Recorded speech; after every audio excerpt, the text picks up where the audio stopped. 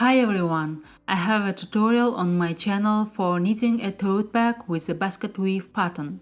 I've decided to showcase another idea for knitting a bag using the same pattern. You can experiment and achieve interesting results. The knitting and assembly principles for both bags are the same.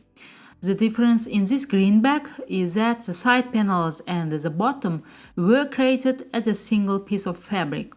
Additionally, the bag is complemented with a zippered lining.